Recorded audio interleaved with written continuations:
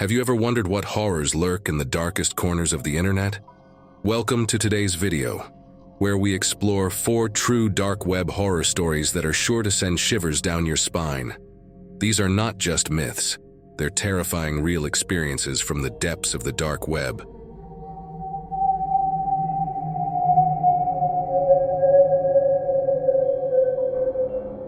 Before we begin, make sure to like, subscribe, and hit the notification bell to never miss a spine-tingling story. This story happened on a Thursday night when I was home alone in my apartment. I live with my roommate Josh, who was usually out with his girlfriend, leaving me the luxury of having the place to myself. I was video chatting with 3 classmates, Eric, Craig, and Cindy, on Facebook Messenger. This was my first interaction with them since our professor had assigned us to a group project together. Throughout the night, we brainstormed ideas for the project while getting to know each other. Everything seemed normal until things took a strange turn. Around midnight, Eric randomly typed in the group chat, "Hey guys, wanna see something cool?" I wasn't sure what he meant, but I figured anything that could make this project more interesting was worth checking out. "What is it?" "Getting an A+ in this project would be cool," I replied. Eric sent a photo, and I clicked on the chat icon. What I saw next was disturbing. A photo of a woman with her arms and legs missing. "What the hell? Why are you sending us this?" I typed quickly, feeling disgusted. I immediately wondered where Eric could have found such a horrific image. "Dude, where the hell did you get that photo?" Craig added, his voice full of shock. Eric's response wasn't much better. "I'll tell you, but you have to promise me you won't tell anyone. This isn't marketing related, but I think it's cool." What the hell? This wasn't what I expected when I signed up for a group project. Sure, dude. Please don't tell me you were the sicko who took that picture," Craig replied. Eric quickly defended himself, saying he didn't take the photo but found it on the dark web. I had heard of the dark web, but I wasn't very familiar with it.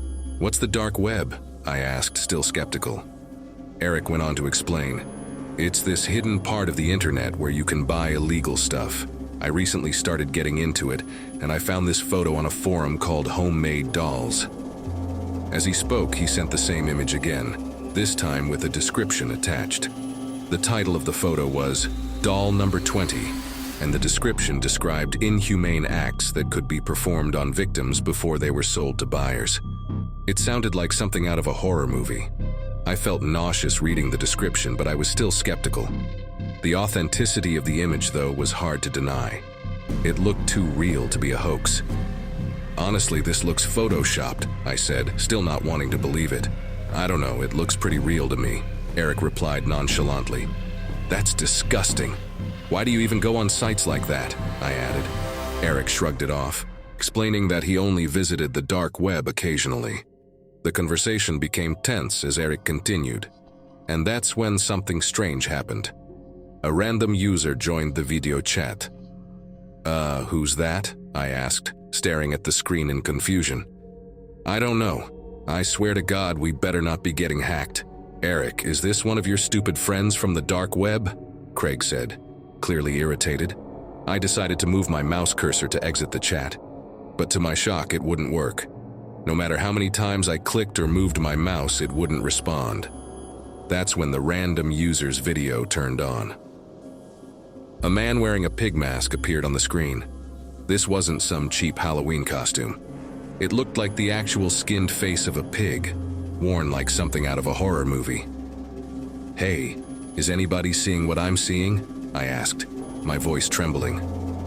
"Dude, I hope this isn't a stupid prank," Craig responded, equally freaked out. "It's not. I don't even know who that is," Eric said, his voice shaking.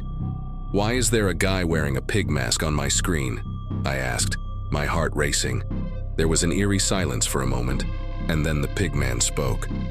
"Can you see me? Say yes if you can hear me," he said, his voice oddly calm. I felt an overwhelming sense of dread as I stuttered. "Yes. What do you want from me?" His response chilled me to the bone. "You know that feeling you get when you've been doing something every day for so long, and it becomes just a routine? I just want something new, something fresh." something vibrant that will make me feel alive again. I need a new doll. The way he said it made my stomach drop. My mind raced as I tried to comprehend what he meant by doll. Before I could speak again, I heard a muffled voice in the background. The Pigman turned the camera toward the source of the noise, revealing a woman with no arms or legs. She had duct tape over her mouth and a chain wrapped around her neck. The woman was flailing her severed arms wildly in a desperate attempt to escape. My heart was pounding in my chest. The whole scene felt surreal, like something out of a nightmare. The Pigman then picked up an axe, the kind lumberjacks used to chop down trees. I began to hyperventilate, knowing what was about to happen. My worst fears were confirmed when the Pigman raised the axe high in the air and brought it down onto the woman's skull. The sound of the impact was sickening. I screamed at the top of my lungs, "Leave her alone! I'm calling the cops!" I glanced at the woman one last time, and at that moment I realized something horrific. The woman in the video was the same one from the photo Eric had sent. The realization hit me like a ton of bricks. I could barely process what I was witnessing. The Pigman smashed the axe into her skull repeatedly, and I couldn't take it anymore. I leaped up from my chair and ran to the bathroom, throwing up violently. When I returned, I checked the screen again, hoping that what I saw was just a bad dream or some sick prank, but it wasn't. The screen went black, and I was left staring at an empty video chat window. I felt numb, unsure of what just happened. It didn't seem real.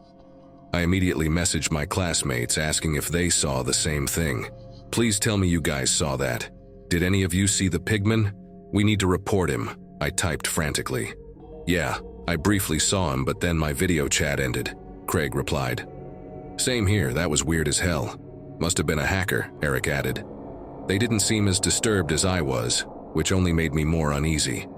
"Did you see anything, Terrence?" they asked. I responded as calmly as I could. "Yeah, basically what you guys saw. I think it's best we just put this behind us and move on from here."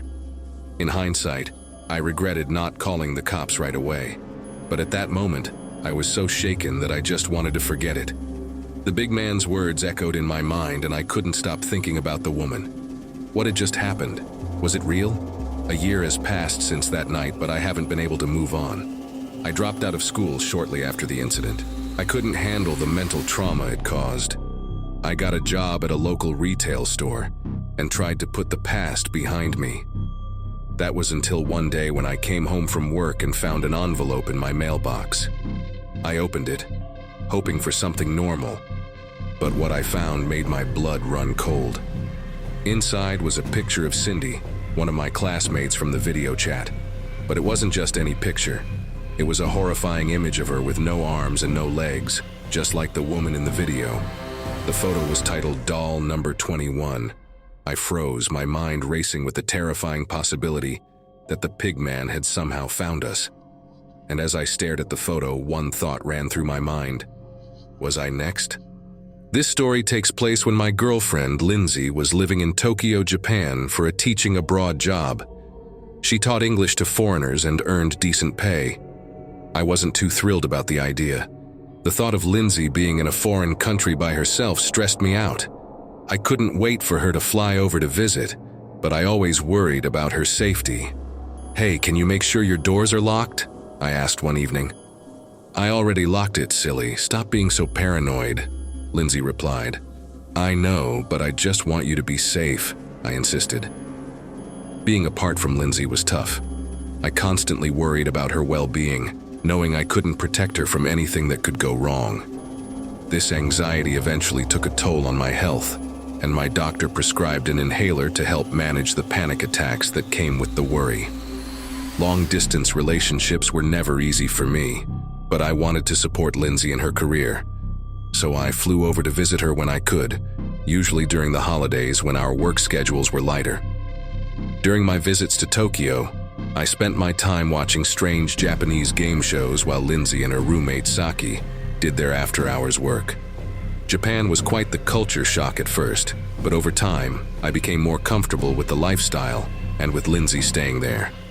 The time difference meant I had to adjust my sleep schedule, so I started making it a routine to video call Lindsay at exactly 3 a.m. my time, which was 5 p.m. for her. "Hey, are you guys doing anything for Halloween?" I asked during one of our calls. "Yep, Saki and I are probably going bar hopping," she replied. "That sounds nice.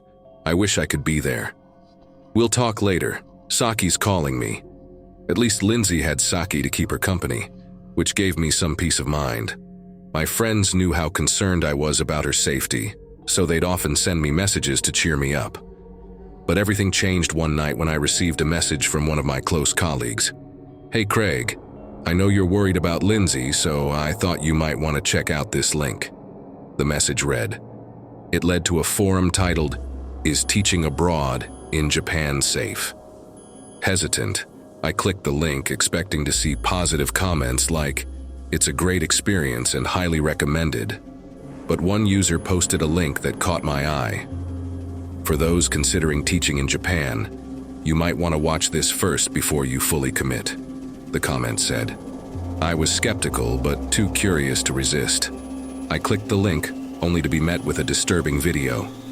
It was of a woman, her hands bound to the ceiling wrapped in duct tape, wearing a plain white mask with the word "dog" written on it.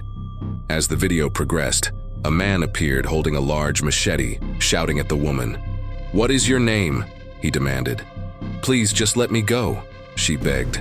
"My name is Kathy." I immediately exited the browser and called Lindsay. It was just past 3 a.m., the usual time we video called. "Come on, answer the call," I muttered, growing more anxious. I assumed she was still at work or maybe out with Saki, so I waited. After an hour of checking Instagram and finding pictures from Lindsay's Halloween night out, I noticed something that made my blood run cold. In one of the photos, I saw a man wearing the same god mask from the disturbing video. He was lurking in the background of the photos, always watching Lindsay and Saki. A few minutes later, Lindsay finally called me back. "Hey, why are you guys wearing that?" I asked nervously, seeing her and Saki both wearing white masks with the words "Dog 1" and "Dog 2" written on them. The atmosphere was tense. There was an eerie silence before the man's voice came from behind them. "Transfer $20,000 to Dog 2's PayPal account right now, or else they both die." "What the hell is going on?" I asked, panic rising in my chest. "Do it, Dog 2, the voice demanded. "Take out Dog 1 now, or else you're both getting taken out." Before I could comprehend the situation, Lindsay raised a large kitchen knife and stabbed Saki in the neck. I could hear Saki's last gasps for air as blood poured from her wound. "Dude, please stop. I'm begging you. Just let her go," I pleaded. I couldn't help but tremble in the same spot for several minutes. Eventually, I crawled into bed next to Jasmine, trying to force myself to sleep and block out what I had seen on that video chat. But this is where the story takes a darker turn. Fast forward 2 years. My life had taken a drastic turn for the worse. My girlfriend and I mutually agreed to separate, and my dad passed away at 45 due to heart failure. My mother and siblings were left to cope with this loss. I felt devastated, often crying at work, trying to hide my emotions. It seemed like the days were getting longer and weekends shorter. The video from that chat haunted me, and I began to wonder if it was some kind of curse. I isolated myself from everyone, including my relatives. I became obsessed with the dark web and installed a Tor browser on my laptop, hoping to find something related to the Pigman or the woman he had mutilated. I stumbled upon disturbing images of women with amputated limbs, sold as dolls. Eventually, I came across a video that eerily resembled the setting of that original video. The woman in the swing had a paper mask on, and the man who approached her was wearing a skin mask that looked hauntingly similar to Jasmine's face. The man's voice grew more sinister as he stepped forward, revealing himself as the same masked figure I had seen earlier. He grabbed Lindsay by the forehead and raised a machete, threatening her life. "Transfer the money, or this dog gets put down too," he said. I immediately started transferring $20,000 to Lindsay's PayPal account, desperate to save her. "Here, look, I transferred the money. Now please, can you let her go?" I begged. The man moved closer to the camera, his tone cold. "I'm just a guy trying to survive in this cold world," he said. "I just do what I have to do to feed my family. Just know that God has nothing to do with this." I tried calling Lindsay again, but there was no answer. Instead, I received 2 messages from her account. The first image showed Lindsay's severed head on top of a desk. The second image was a creepy face with the caption, "Gotcha." My world spun. I didn't know what to do. My mind was reeling with disbelief and horror, and all I could do was stare at the screen, feeling helpless. It wasn't until later that I realized the entire thing was a cruel prank. But by then, the damage had been done, and I would never forget what I had seen. I couldn't ignore the possibility that this could be Jasmine. After searching for her name online, I found a missing persons report. A few months later, Jasmine's body was found in a dumpster near a meat market. She had been in critical condition but miraculously survived. Years later, after recovering, she gave an interview, but it was clear she had suffered from severe Stockholm syndrome. In the interview, Jasmine repeatedly spoke about returning to Master Swing, where the world was divine and the dolls were beautiful. Her responses were unsettling, revealing how deeply her captivity had affected her. I became further obsessed with the dark web after the disappearance of my classmate Cindy, rumored to have been trafficked. One day I received a photo titled "Doll Number 21" of Cindy, mutilated and missing her limbs. As I dug deeper, I found more videos of women in similar situations. One night, my colleague Eric sent me a link to a video. I hesitated but eventually clicked, only to be met with a meme, mocking me. Later, after drinking with Eric, I discovered folders on his computer with the title "Doll Number," followed by digits. I opened one, and what I saw made me sick. It was a video of a woman swinging on a swing, missing arms and legs, much like Cindy.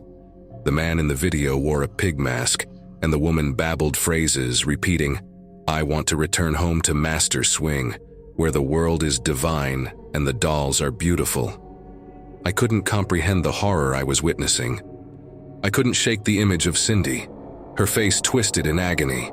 The video ended with her pleading for help, just like the nightmares I had been having. The disturbing reality of it all left me in shock. Thanks for watching. We hope these chilling dark web stories left you with a sense of caution. Don't forget to like, subscribe, and comment your thoughts below. Stay safe, stay aware, and we'll see you in the next video.